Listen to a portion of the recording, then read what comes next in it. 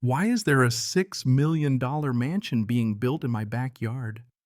Yeah, that's what I asked loudly when I came home from the hospital and found complete strangers building their dream house on land that, last I checked, still belonged to me. Imagine stepping out of your car expecting to see a couple of weeds, maybe, and instead, there's a full on celebration happening in your neighborhood like someone just hit the Powerball and you're the only one who didn't get a ticket. That's how it started. Everybody said I should be grateful, like, hey, look, somebody's finally fixing your problem. But the real problem, the one nobody seemed to see, was that the woman orchestrating this whole circus made a single catastrophic legal mistake, and it was about to cost her everything she'd ever worked for. Sometimes the best revenge is just letting your enemy dig their own grave, and oh, did Nicole dig deep. You know that feeling when you wake up from a nightmare sweating, thinking, thank God it's over, but then you realize you're not dreaming at all. No, you're wide awake, and this is actually your life. That was me 6 months ago. Came home from physical therapy, still limping from an accident that nearly killed me. And there they were, construction crews swarming my backyard, surveyors drawing grids, cranes, swinging beams. Looked less like home improvement, more like they were building a new city on top of my old vegetable garden. My grandfather taught me to plant tomatoes back there when I was 8, and now there's a supervisor with a clipboard looking at me like I'm trespassing. You must be Kevin, he said, not even pretending to be polite. Nicole said you might show up. You need to stay clear of the construction zone for safety reasons. Safety reasons. On my own land. He hands me an envelope, official looking, of course, and walks away like that explains anything. I open it right there in the driveway, hands shaking. It's a notice emergency HOA meeting tonight, 7:00 p.m. sharp. Health hazard situation, it says. Health hazard. My place was perfectly maintained before the accident. I had a lawn service, a neighbor kid checking in. Even my ex-girlfriend Lena said she'd look out for the house. 6 months and suddenly it's a danger to the community. That night I hobbled into the community center on my cane, still in my therapy clothes, figuring maybe 10 folks would show up. There were 47. Nicole Brown stood at the front with her real estate magazine hair and designer suit, running the show like she was hosting a TED Talk, not explaining how she'd basically seized my property. As you know, she starts, we had to take emergency action regarding the abandoned property at Kevin Harris's address. Abandoned, I'm sitting right there and she's talking like I'm already 6 feet under. Nicole paraded photos of my property, overgrown grass, broken fences, peeling paint, none of which existed before my accident. She said there was evidence of vagrant activity, vagrants, and the whole room just nodded along like I was some villain bringing down property values. Then Lena stood up. Lena, my ex, who once called me the most responsible homeowner she knew, and looked me in the eye. Kevin left this property to rot while he was recovering. Someone had to act before it brought down all our property values. Hearing her say that felt like being stabbed with a spoon, slow, dull, and somehow worse because I never saw it coming. For a second, I thought I saw regret flicker in her eyes, but she went right back to supporting Nicole. They'd already filed the city condemnation and approved it in a week faster than it takes to fill a pothole. Nicole was all proper legal procedures were followed while dodging every question about where the millions for construction were coming from. When it came time to vote, 47 residents were for it, 3 abstained, nobody with a spine to look me in the eye. Nicole ended the meeting with community action is necessary when individual responsibility fails. The applause was deafening. I left feeling like I'd watched my own funeral. Mrs. Peterson wouldn't meet my eyes. The neighbor kid pretended I was invisible. I was a ghost in my own neighborhood. I checked into a motel that night, watched my family's backyard light up with construction floodlights while I tried to remember what normal life even felt like. They tore down the oak tree where I'd had my first kiss to make room for a wine cellar. They were erasing my history amenity by amenity. That's when I got a text. Not everything is what it seems. A friend. No number, just those words. I stared at it wondering who could possibly know what I was up against. Days turned into weeks. Nicole brought in luxury contractors, held construction progress parties where neighbors took selfies by my future infinity pool while I ate gas station sandwiches in my motel.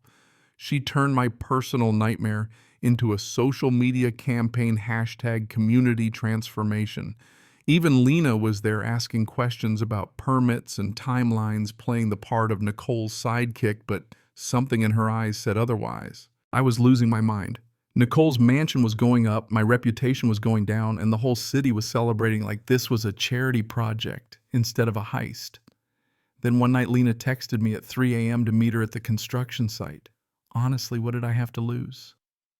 So there I was, limping through the shadows of my half-built backyard palace, meeting the woman who just destroyed my reputation. She looked exhausted, folder in hand, and just whispered, "Kevin, I'm so sorry.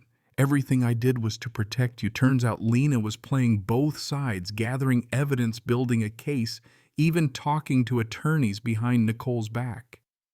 Nicole had forged documents, filed fraudulent emergency claims, and pushed everything through by manipulating city clerks too overworked to notice. The reason Nicole was drowning in debt, $200,000, failed business's divorce. She needed this villa sold to avoid bankruptcy. She'd done this before twice to vulnerable owners who couldn't fight back. Lena's real estate license required her to report fraud, but to get enough evidence she had to play along.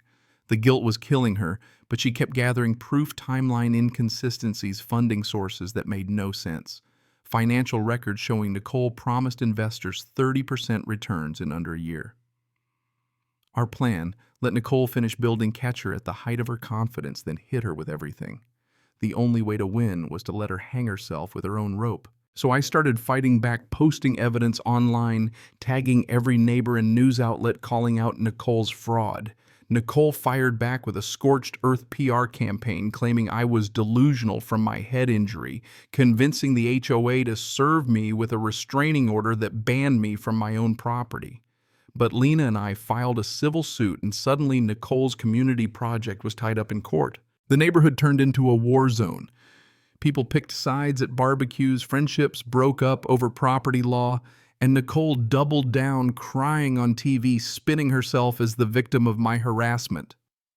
My own doctor had to write a letter proving I was mentally sound. Meanwhile, a few old-timers started asking questions about how fast Nicole got those permits and where the millions came from. Nicole's pressure built as her investors demanded progress. The grand opening of the villa, complete with the governor, media, and champagne, should have been her moment of triumph. But a woman named Judge Patricia Hindress showed up asking sharp questions about legal timelines, city approvals, and property history. Nicole tried to bluff with a summary of the condemnation process, but the judge knew something wasn't right. 3 days later, Judge Patricia called my lawyer offering to testify. She'd seen this scam before and wanted to help. In court, she ripped apart Nicole's whole defense, explained how legitimate emergency condemnation actually works, how property owners are required notice and due process, and how my rights had been ignored. Lena laid out the evidence: forged documents, impossibly fast approvals, funding lies, even testimony from Nicole's past victims, an elderly vet, and a military family. Nicole's supporters watched in horror as everything unraveled. The city admitted they'd rubber-stamped Nicole's requests. The investors realized they'd been conned. And finally, Nicole herself broke down as fraud and conspiracy charges piled up. The judge restored my ownership, and everything built during the fraud period, including the entire $6 million mansion, was now legally mine. Nicole got 3 years in prison, every asset seized to pay back her victims and investors. My neighbors one by one apologized. The HOA reformed, new leaders took over, and everyone in town learned a hard lesson about asking questions, even when the answers hurt. You'd think I'd want to tear the place down, but you know what? There's something poetic about turning Nicole's monument to greed into a place for healing. The theater she built is where I run seminars on property rights now.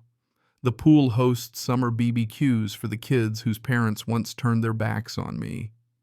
Lena and I, we're seeing where things go, slow, steady, grateful.